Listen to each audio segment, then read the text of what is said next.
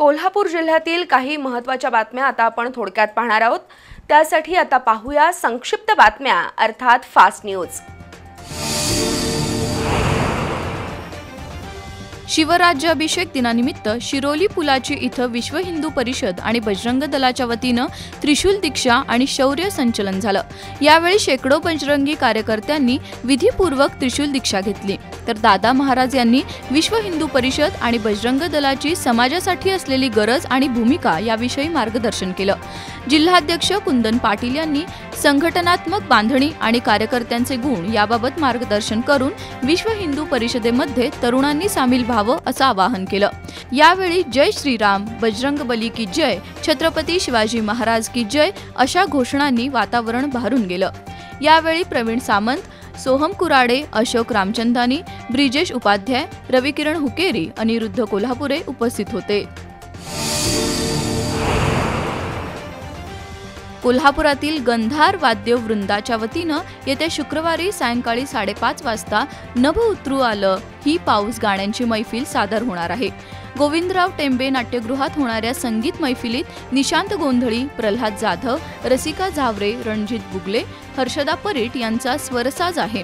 तर अलिबागचे अमोल कापसे, शरण्या वाघमोडे आणि शाल्मली वाघमोडे यांचा कथक नृत्याविष्कार असेल अशी माहिती निशांत गोंधळी यांनी पत्रकार परिषदेत दिली। यावेळी राजेंद्र कुमार गोंधळी, सुनील गोंधळी, प्रल्हाद जाधव, रणजित बुगले, श्रुती तवटे उपस्थित होत्या।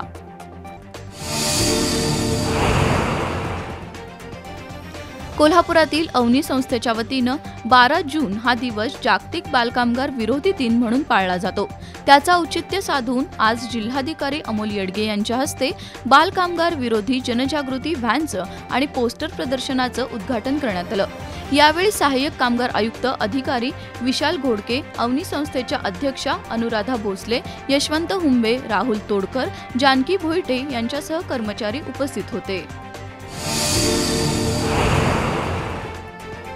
कोल्हापुरातील महिला आर्थिक विकास महामंडळ आणि वायपी पोवार नगरमधील प्रथम एज्युकेशन फाउंडेशनच्या महिलांसाठी ऑटोमेटिव्ह 2 व्हीलर कोर्स आणि जनरल ड्युटी असिस्टंट कोर्सचं प्रशिक्षण देण्यात आलं। हा कोर्स पूर्ण केलेल्या विद्यार्थ्यांना प्रमाणपत्र तसंच टूलकिट वाटप करण्यात आलं। महिला आर्थिक विकास महामंडळाचे पदाधिकारी आणि सुधाकर भदरगे यांच्या हस्ते टूलकिटचं वाटप झालं।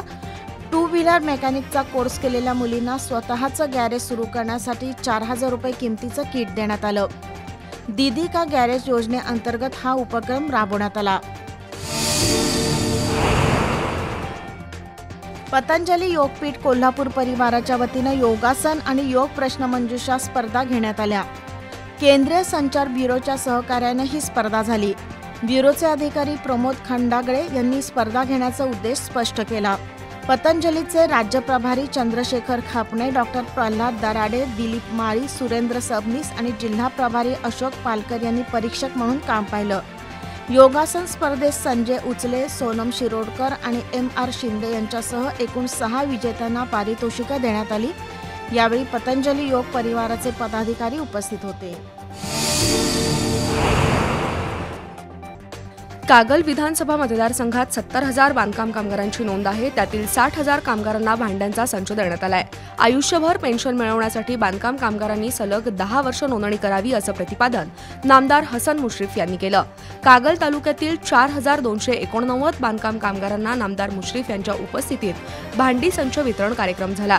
केवळ कागल तालुक्यात 79 कोटी रुपयांची शिष्यवृत्ती बांधकाम कामगारांच्या मुलांना मिळते असं नामदार हसन मुश्रीफ यांनी सांगितलं। यावेळी भैया माने, प्रकाश गाडेकर, सहाय्यक कामगार आयुक्त विशाल घोडके, चंद्रकांत गवळी, प्रवीण काळबर आणि संजय चित्तारी, सुधाकर सोनुले, माधवी मोरबाळे यांच्यासह बांधकाम कामगार उपस्थित होते।